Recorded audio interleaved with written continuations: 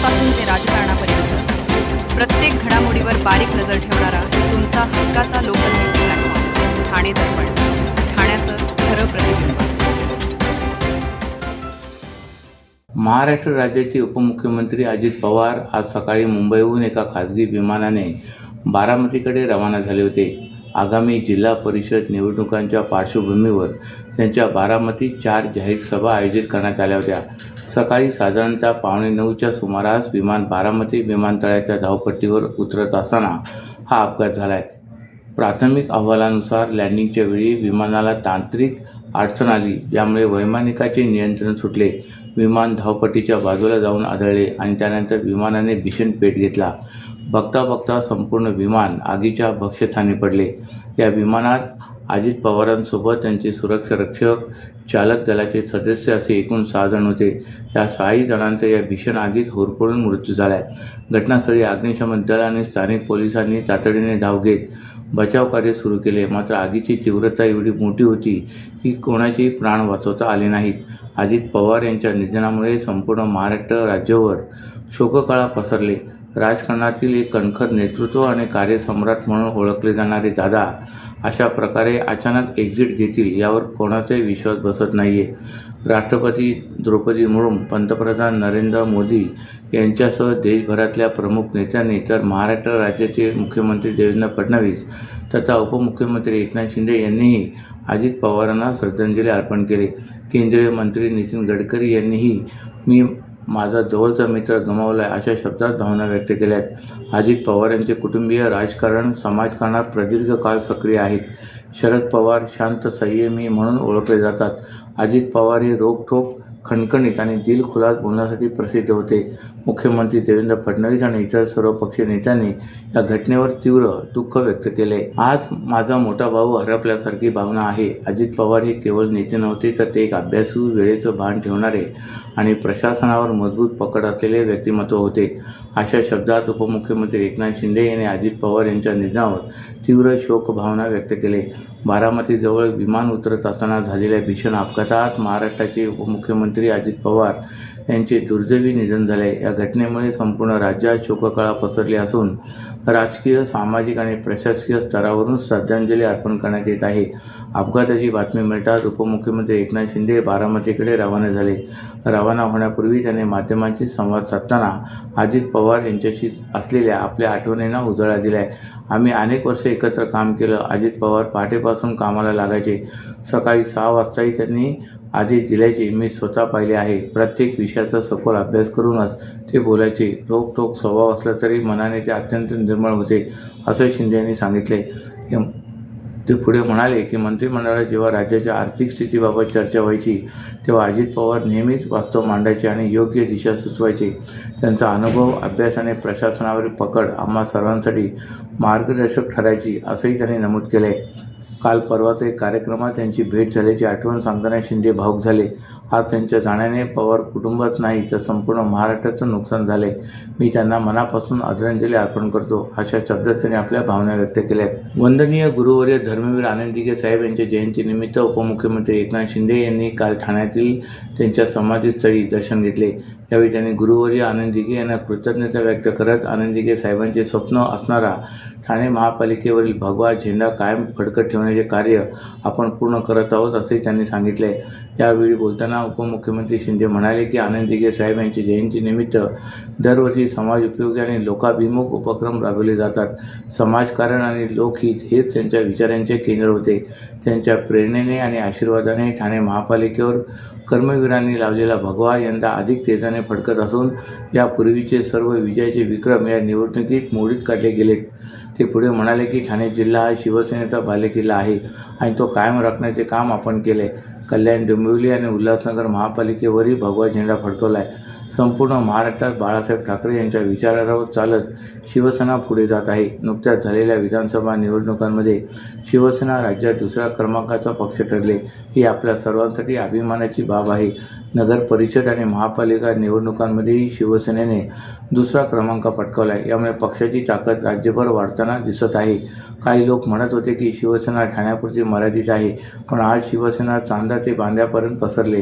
हे संपूर्ण महाराष्ट्राने पाहिले, असे सांगत त्यांनी विजयाची गोडी पुढे कायम राहील असा विश्वास व्यक्त केला आहे. शिंदे यांनी शिवसेनेचा मूलमंत्र स्पष्ट करत सांगितले की 80% समाजकारण आणि 20% राजकारण हा गृहमंत्र घेऊन पक्ष वाटचाल करते.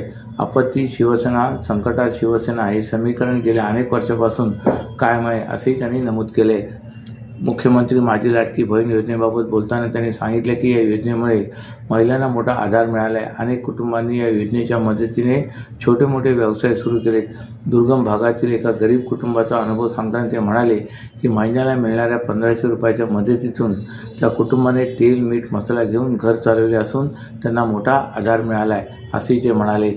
सर्व नागरिकांना आवाहन करण्यात येत आहे की सध्या डासांमार्फत पसरणाऱ्या डेंग्यू या आजाराचा प्रसार रोखण्यासाठी प्रत्येकाने पुढीलप्रमाणे कार्यवाही करावी.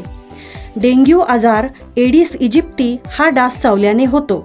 या डासांची पैदास साचलेल्या किंवा साचवलेल्या स्वच्छ पाण्यामध्ये होते.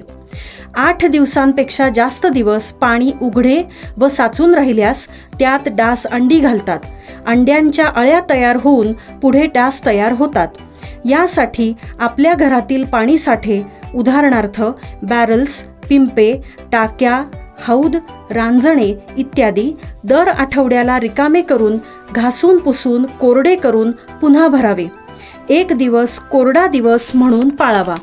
पाणी साठ्यांना घट्ट झाकणे बसवावीत किंवा जुनी साडी, चादर, धोतर यांनी बांधून झाकून ठेवावीत, म्हणजे डास त्यात जाऊन अंडी घालणार नाहीत. घराच्या गच्चीवर, आजूबाजूला, अंगणात कोठेही पाणी साचू देऊ नये.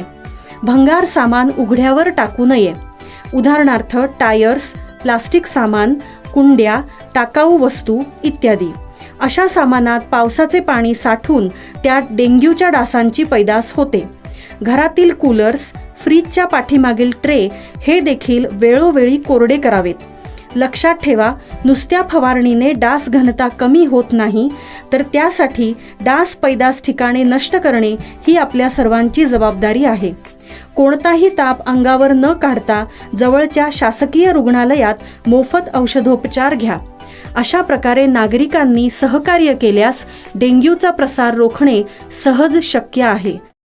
राज्य सरकारकडून मुंबईत उभारण्यात येणाऱ्या बिहार भवनासाठी मोठ्या प्रमाणात निधी मंजूर करण्यात आला आहे. या निर्णयाच्या निषेधार्थ ठाण्यातील नितीन कंपनी परिसरात मनसेच्या वतीने या बॅनरच्या माध्यमातून सरकारच्या धोरणावर जोरदार टीका करण्यात आली.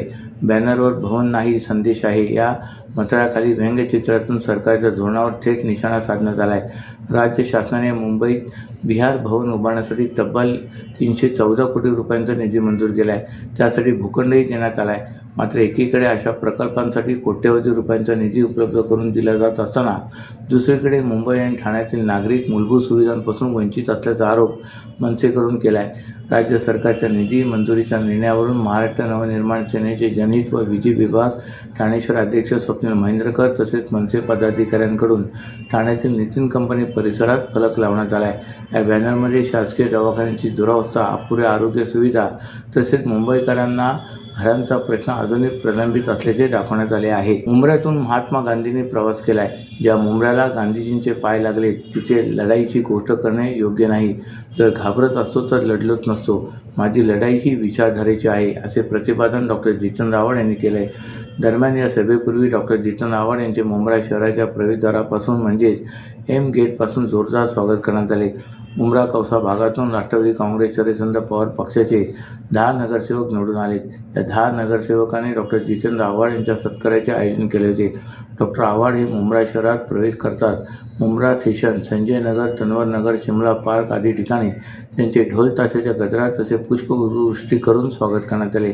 यावेळी माजी विरोधी पक्षनेते तथा गटनेते शानू पठाण, मुंब्रा कळवा विधानसभा क्षेत्राचे अध्यक्ष शमीम खान यांच्यासह सर्व नवनिर्वाचित नगरसेवक नगरसेविका उपस्थित होते. आव्हाड म्हणाले की मला स्वातंत्र्यानंतरचे एक गाणे आठवले, हम लाए तूफान से कच्ची निकाल के. याच मुंब्र्यातून महात्मा गांधींनी प्रवास केला आहे. या मुंब्र्याला गांधीजींचे पाय लागले तिथे लढाईची गोष्ट करणे योग्य नाही. जर घाबरत असतो तर लढलोच नसतो. माझी लढाई ही विचारधारेची आहे. जे मला मारण्याची, मुंब्र्यात येऊ देणार नाही अशी धमकी देत आहेत, त्यांचा दरवाजा ठोठावला तर धमकी देणाऱ्यांचे वडीलच मला आदर सन्मान देतील. या मुंब्र्याला नेहमीच बदनाम करण्यात येत होते, पण आज मुंब्र्यातील विकास पाहता येथील रिअल इस्टेटचे दर वाढलेत. या शहराला आपणच विकास दाखवला आहे. तुम्हाला आठवत असेलच की येथे मुंबई गुन्हे शाखेची कधी धाड पडत होती. येथे 4 वॉचमॅनला दहशतवादी म्हणत पकडले होते. त्याच वेळेस मीच पोलीस आयुक्तांकडे गेलो होतो. मात्र ते 16 वर्षांनी निर्दोष सोडले, पण त्यांचे कुटुंबीय उद्ध्वस्त झाले. त्याचे काय? येथील एका मुलाला असेच उचलले होते तेव्हा गुन्हे शाखेच्या सह-आयुक्त मारिया यांना भेटलो. 3 तासात तो मुलगा घरी आला. मी घराघरात प्रेम वाटले, त्यामुळे मला प्रेम मिळत आहे. जर प्रेम काय असते हे बघायचे असेल तर माझ्यासोबत मुंबईत फिरा. गल्लीबोळातून लहान मुले माझ्यासोबत दिसतील. गेल्या 15-20 वर्षात इथे एकही दंगल होऊन दिलेली नाही. मुंबईत फक्त मुस्लिम राहत नाही तर हिंदूही मोठ्या आनंदात राहत आहेत. महाराष्ट्रात मटण शॉप ही या शहराची ओळख होती. त्यामुळे या शहराला रंगाची ओळख देऊ शकत नाही. हे शहर एका रंगाचा होऊ शकत नाही. हे शहर तिरंग्यात न्हाऊन निघालेलं आहे. कोणी म्हटलं मुंबईत येऊन दाखव, मी काय घाबरणार आहे का? मी मुंबईत आलो. मला वाघाने आव्हान दिले ना तरी मी जंगलात जाईन. मला आव्हान देणाऱ्यांना सांगू इच्छितो की उगाच माझ्या मनात जे आहे ते मनातच राहू द्या. कारण जर मी बोललो ना तर अनेकांची झोप उडेल, अनेकांना तुरुंगात जावे लागेल. तरी मी बोलणार नाही. मला काम करायचे आहे. या शहराला पाणी, रस्ते, शाळा, कॉलेजची गरज आहे. ते मी आणणारच आहे, असेही ते म्हणाले. अशाच नव्या आणि ताज्या बातम्यांसाठी ठाणे दर्पणच्या पेजला लाईक करा आणि फॉलो करायला विसरू नका.